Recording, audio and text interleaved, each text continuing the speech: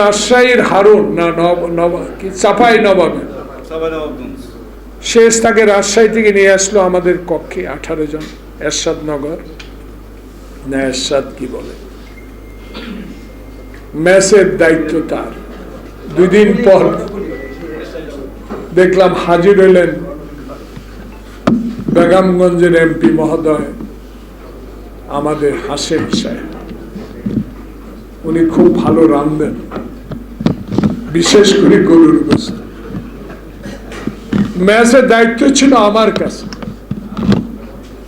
সৌভাগ্য সেদিন ছিলেন মির্জা আব্বাসের মধ্যে একজন সচেতন রাজনৈতিক ব্যক্তিত্ব ওখানে। তো আমরা একটু হিসাব, আমার গরমিল হয়ে যেত টাকা, কারণ বাথরুমে আসা যাওয়ার জন্য যে পরিষ্কার পরিচ্ছন্নতার দরকার সেটা রাখা জেলখানা বড় কঠিন। হারুন আসলো, আমার দায়িত্ব শেষ, তাকে দিয়ে দেব।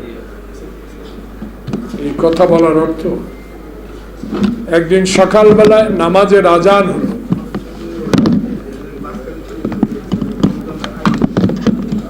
তো রিক্সারকে ডাকলাম, অজু করেন নামাজের সময়। আব্বাস ভাই আবার সবার আগে অজু টজু করে আসে বসে, বারান্দা, বিরাট বারান্দা। আমাদের নামাজ পড়া শেষে পত্রিকা একটু দেরিতে আসতো, তখন একটি বলে যে এই যে দেখো আমাকে বিরক্ত করো, এখন যদি বলে এই যে 111 সরকারের বদমাইশটার নাম কি না, মইনুল, যদি বলে গেট খোলা, কে আগে দৌড় দিবে? কেউ ধরে রাখতে পারে। এই কথা বলার অর্থ, উনি চিফ হুইপ ছিলেন, স্ট্যান্ডিং কমিটির মেম্বার ছিলেন, সরকারি দল বিরোধী দল।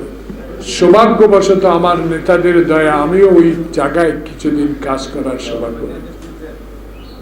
যে ব্যক্তি দলকে টিকিয়ে রেখেছে, অনেকে বলেছেন অনেকে কিছু পান নাই, খন্দকার দেলোয়ারও মন্ত্রিত্ব পান নাই, কিন্তু দলের জন্য শেষ পর্যন্ত লড়াই করে গেছে। সেই লড়াইয়ের জন্য আজকে আলোচনা, তার স্মৃতির কথা, তার কর্মের কথা আজকে তুলে ধরার জন্য এই ব্যক্তিবর্গ আপনাদের সামনে উপস্থিত হয়েছে। আমি আমার বক্তব্য শেষ করব একটি কথা বলে।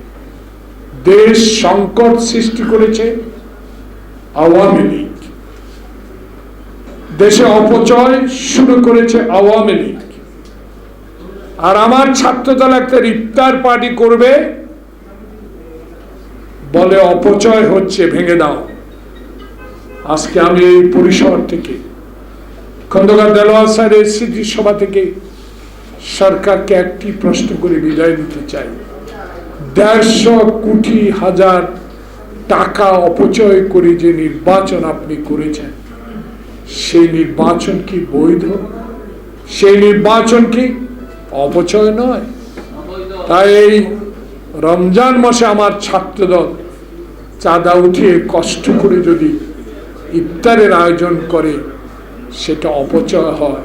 তা বাংলাদেশে 2014 সাল থেকে আজকে 18 মার্চ 2024 পর্যন্ত বাংলাদেশে যত অপচয় করেছেন আপনি, আপনার দল, আপনার সরকার, হিসাব নিকাশ এই দিনে শপথ নিচ্ছি, হতাশ হবার কোনো কারণ নাই, অক্ষরে অক্ষরে নেওয়া হবে ইনশাল্লাহ।